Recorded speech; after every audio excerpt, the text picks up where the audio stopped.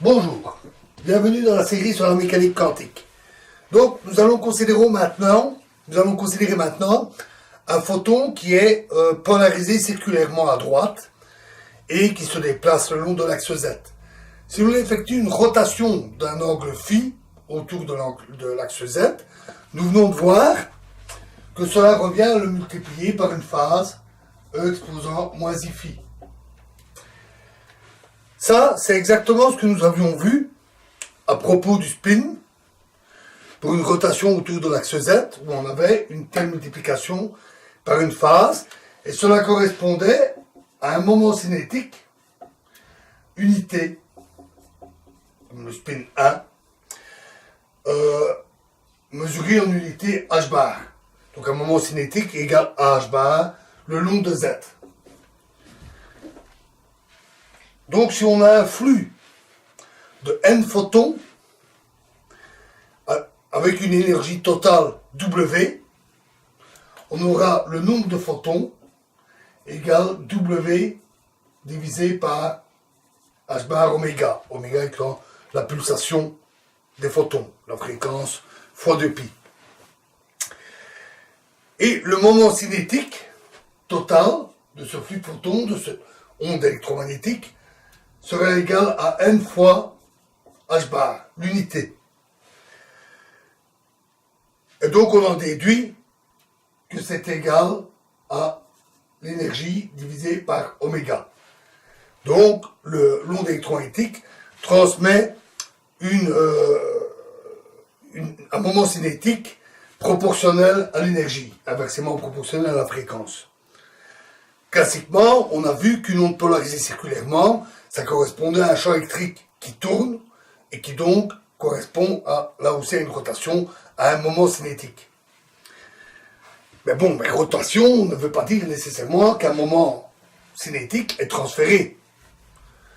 Oui, pour un objet massif, mais qu'en est-il du photon? Est-ce que c'est correct? Comment le vérifier? Alors, supposons qu'on ait une paroi totalement absorbante. L'onde électromagnétique ou la lumière vient frapper cette paroi et est totalement absorbée. On va supposer, pour la simplicité, que la paroi est composée d'atomes isotropes, donc c'est-à-dire dont la structure ne dépend pas de la direction et qui peuvent donc vibrer dans n'importe quelle direction, n'importe comment. Un électron chargé de cet atome va interagir avec l'onde électromagnétique en l'absorbant. Et il va être déplacé, l'électron va être déplacé par le champ électrique de l'onde électromagnétique, le champ électrique qui agit sur lui. En fait, le champ électrique étant un champ tournant, l'électron va également effectuer une vibration circulaire avec un déphasage ailleurs parce que il ne réagit pas instantanément à l'action du champ électrique. Donc, on va avoir un électron qui tourne sous l'influence d'une composante tangentielle du champ électrique le long de ce cercle pour une distance, un rayon R pour le cercle. Alors, l'énergie qui est transférée par le champ électrique à l'électron, ce qui provoque d'ailleurs l'échauffement de la paroi à terme. Les électrons, les atomes, en vibrant, vont se heurter les uns les autres, ce qui va provoquer des mouvements d'agitation thermique de plus en plus importants, la paroi s'échauffe. L'énergie transférée, la variation d'énergie au cours du temps, est égale à la charge électrique fois le champ électrique tangentiel fois le temps. Pardon, QET. La charge électrique fois le champ électrique donne l'énergie transférée au cours du temps. Où Q est la charge de l'électron. Mais cet électron, donc, se met à tourner. Et donc, là, clairement, il y a un moment cinétique de l'électron. Le moment cinétique qui est transféré à l'électron, au cours du temps, variation du moment cinétique au cours du temps, est égale à QET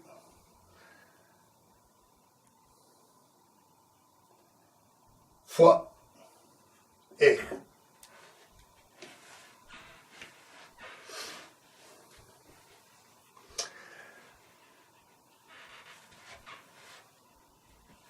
Donc, l'onde électromagnétique communique bien un certain moment cinétique.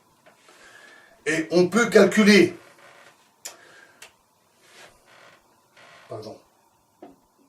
fois R.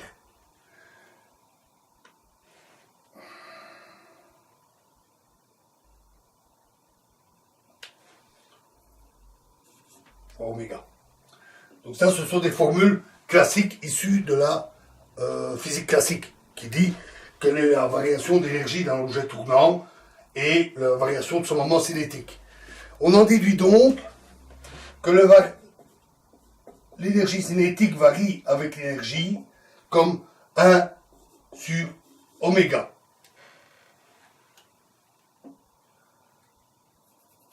Excusez-moi, décidément.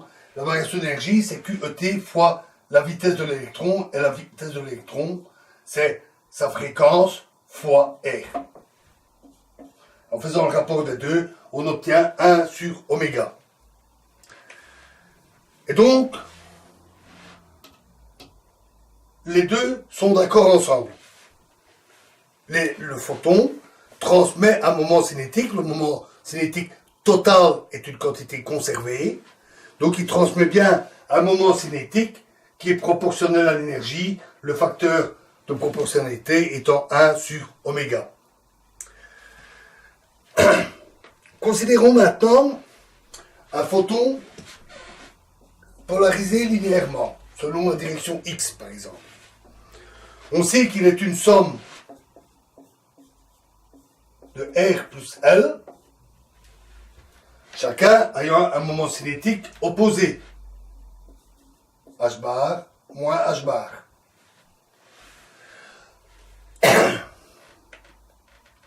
Donc en fait, un photon qui est polarisé linéairement n'a pas un moment cinétique bien défini.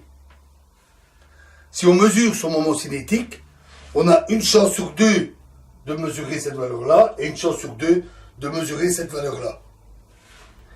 Si on a un très grand nombre de photons, des milliards de photons, on aura tantôt l'un, tantôt l'autre, ça s'annule. Donc, globalement, l'énergie cinétique de l'onde électromagnétique ou de la lumière sera nulle dans ce cas. Revenons-en au lien avec le spin. On sait qu'une particule de spin 1 a 3 états de spin possibles le long d'un axe donné, l'axe Z, ici. C'est la fameuse valeur de M, donc qui peut valoir moins 1, 0 ou plus 1. C'est le M que l'on retrouve dans le changement de phase lorsqu'on effectue la rotation autour de l'axe Z. Donc cette identification du spin de la particule et du moment cinétique est correcte. M correspond bien à l'état du photon. Et pour une particule de spin J, plus généralement, on a moins J jusqu'à plus J par pas entier. Mais ici, on a plus 1 ou moins 1. Où est passé l'état 0? En fait, le photon n'a pas de masse. C'est une particule de masse 0. Et ce qu'on constate pour une particule de masse 0, c'est qu'on n'a que les deux états extrêmes, moins 1 et plus 1. Ou pour une particule de spin J sans masse, moins J et plus J. Mais pourquoi? Parce que lorsqu'on a effectué nos raisonnements sur les rotations, on a montré clairement que cela conduisait à toutes ces valeurs possibles pour M. Donc, ces deux valeurs uniques extrêmes, ce n'est pas compatible avec le raisonnement sur les rotations. Mais le raisonnement avec les rotations considérait le cas d'une particule immobile, ou virtuellement on peut rendre immobile. Dans ce cas-là, on peut effectuer des rotations dans n'importe quelle direction autour d'une particule immobile. Mais les particules, comme le photon, ou plus généralement toute particule de masse nulle, c'est une conséquence de la relativité, elles se déplacent toujours à la vitesse c dans le vide, à la vitesse de la lumière. Elles sont toujours en mouvement. Donc, les seules rotations qu'on peut faire sans changer l'impulsion, parce que si une particule se déplace comme ceci et qu'on effectue une rotation comme cela, on change forcément sa direction, on change forcément son impulsion. Les raisonnements sur les rotations tenaient compte du fait que toutes les autres propriétés étaient fixées, alors qu'ici, on changerait l'impulsion, forcément. Donc on ne peut effectuer des rotations que dans le plan perpendiculaire à la propagation pour ne pas changer la direction de propagation. On ne peut faire des rotations que dans le plan. Uniquement dans le plan XY. Or là, la situation est beaucoup plus simple en fait. Parce que pour les rotations dans le plan forment un groupe abélien, d'ailleurs commutatif. La somme, le produit de deux rotations est aussi une rotation, et peu importe dans l'ordre dans lequel on les fait. C'est le groupe U1. Alors que le groupe général des rotations dans l'espace est le groupe O3, beaucoup plus complexe. Le groupe U1 est même tellement simple qu'il conduit, avec les raisonnements comme nous avions fait avec les rotations, il conduit à seulement deux états possibles. Les deux états extrêmes. Je ne vais pas refaire tout le raisonnement sur les rotations et le spin que nous avions fait, bien entendu. Je vous donne juste le résultat. Donc on a seulement deux états possibles. Notons que c'est lié à la relativité. Déjà, puisque je l'ai dit, les particules de masse zéro se propagent toujours à la vitesse de la lumière. Elles ne sont jamais au repos. Et en relativité restreinte, on a la contraction des longueurs. Pour un objet qui se déplace à la vitesse de la lumière, dans le vide, à la vitesse c, la contraction devient même extrême, infinie. La contraction des longueurs est infinie.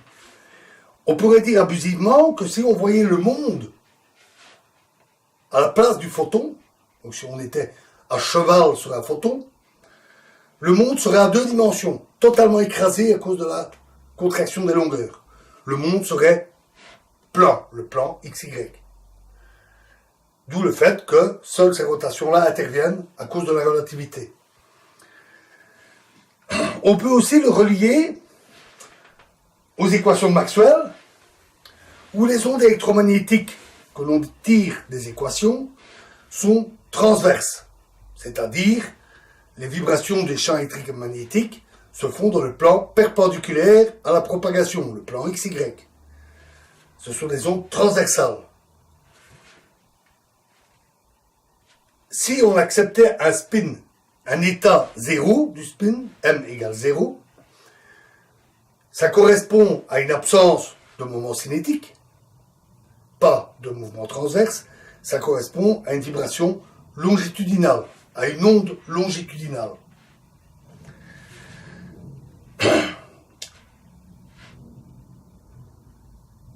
Et donc, non seulement de telles ondes électromagnétiques longitudinales n'ont jamais été observées, mais en plus, elles sont effectivement contraires aux équations de Maxwell qui disent que les solutions sont transverses, uniquement. Supposons qu'on ait une particule semblable au photon, mais avec une petite masse, mu.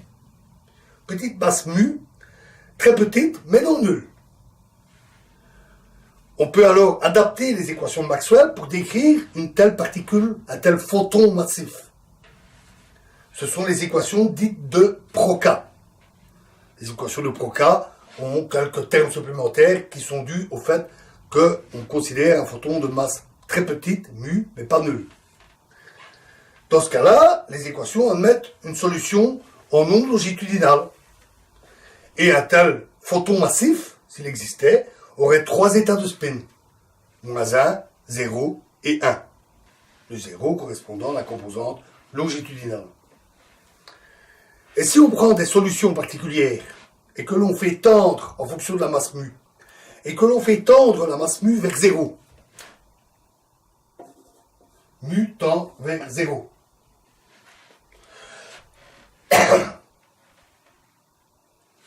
on tend alors vers le photon normal, sans masse. La masse diminue et on constate alors que dans les solutions, la solution longitudinale est amortie. Elle devient de plus en plus faible, jusqu'à s'annuler lorsqu'on atteint 0. Et dans ce cas-là, il n'y a plus que du transversal, et plus de composante longitudinale, plus de spin 0. Donc tout est lié. Maxwell, la relativité, tout ça forme un tout cohérent qui dit que, à cause de la relativité, à cause de la masse nulle, le photon n'a que ces 2 états de spin, -1 et +1. Voilà, nous en avons fini ici avec le photon, sa polarisation. Maintenant, nous allons voir dans la prochaine vidéo une petite application assez intéressante concernant la physique des particules. Plus exactement, nous allons étudier la désintégration d'une particule appelée lambda 0. Je vous remercie.